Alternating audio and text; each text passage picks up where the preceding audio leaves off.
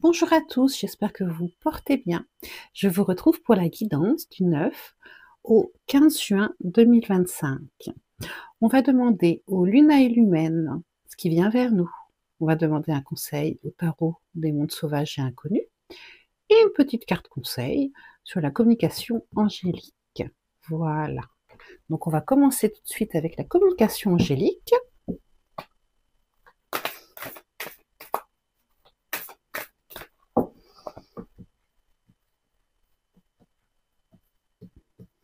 Hop, c'est celle-là qui veut venir.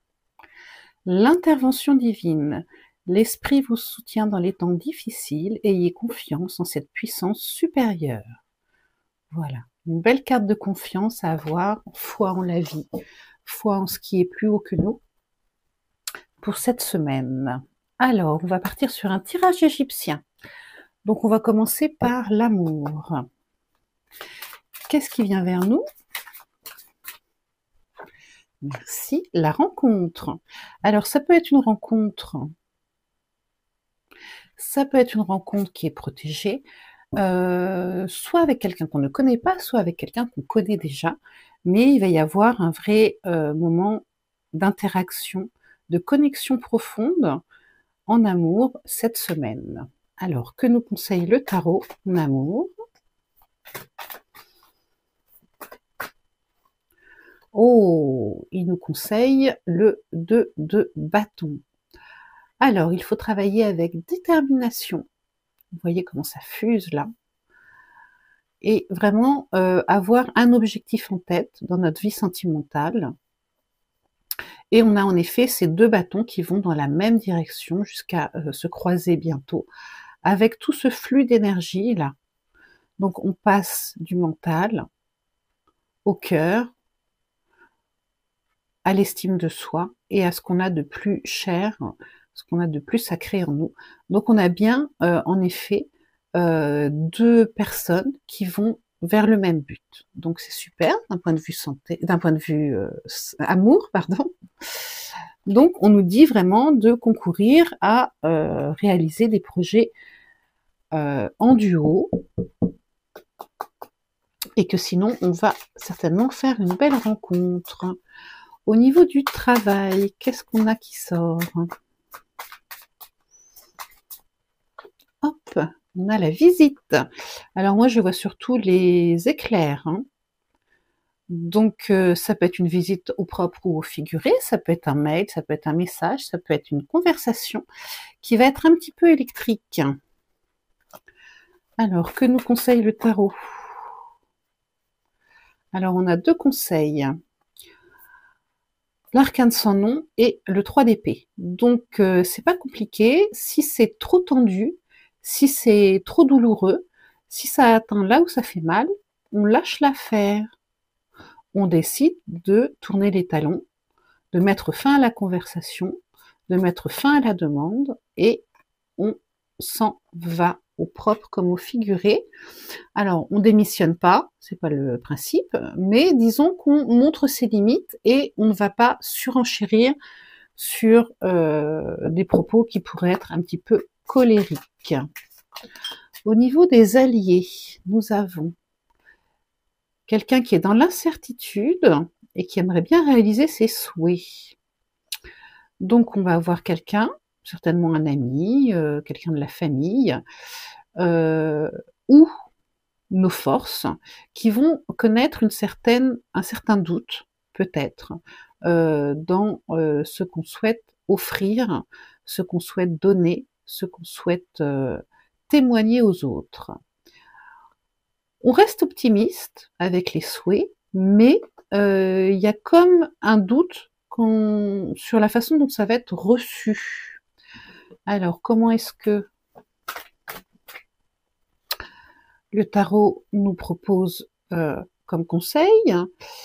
Il nous propose la stabilité, il nous propose la persévérance avec le roi de Pentacle, l'endurance, le fait de prendre un jour pour ce qu'il est, c'est-à-dire un jour, et on fait un jour après l'autre. Voilà, on est gentil, on est agréable, on est calme et on prend un jour après l'autre, même si on est assailli de doutes ou qu'une personne qu'on connaît est assaillie de doutes. Au niveau des ennemis, qu'est-ce qui nous arrive? J'espère pour vous que vous n'avez pas d'ennemis, mais en tout cas des personnes qui ne veulent pas forcément notre bien. On a l'attente. Ah, on nous attend au carrefour. Donc ça va, c'est un peu en stand-by.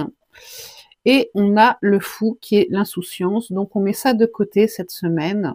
Peu importe qu'on nous attende au tournant, on avance, on saute. De toute façon, il n'y a que ceux qui font rien qui ne ratent rien. D'un point de vue des problèmes, qu'est-ce qu'on va connaître?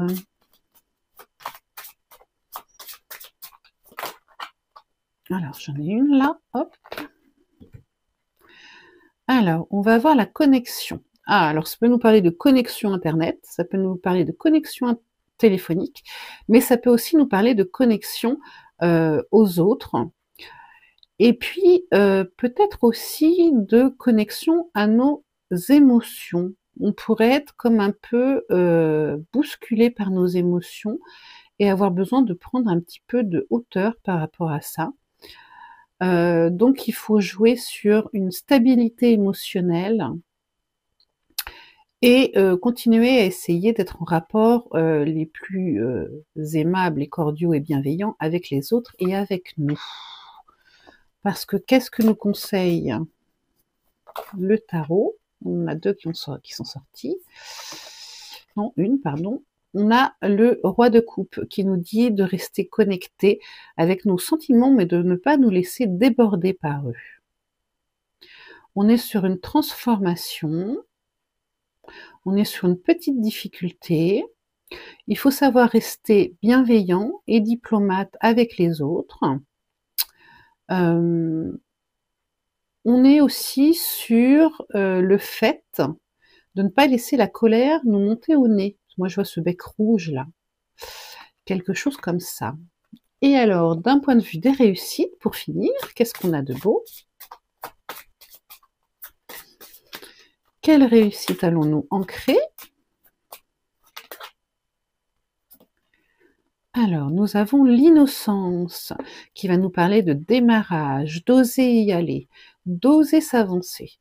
Donc, on va faire un premier pas vers quelque chose de nouveau, en toute innocence, en toute joie aussi, et toute simplicité, tel qu'on est. Et ça va porter ses fruits. Alors, qu'est-ce qu'on nous conseille avec le tarot? Eh bien, tout à fait ça. L'as de coupe, qui nous dit que on peut avancer, une fois que nos sentiments sont stabilisés, que nos émotions sont stabilisées, on peut avancer vers quelque chose qui va nous mettre en joie, avec l'as de coupe et ces petits losanges de couleurs là qui viennent au-dessus de la carte. Une fois qu'on a bien maîtrisé le mental, les émotions, on peut avancer vers un nouveau projet qui nous tient à cœur ou qu'on remet sur les rails de façon beaucoup plus matérielle, beaucoup plus, on peut le mettre en action. Voilà ce que nous dit cette carte. Pour finir, j'avais envie de vous tirer une petite carte dans cet oracle, une petite carte de conclusion, une petite carte conseil.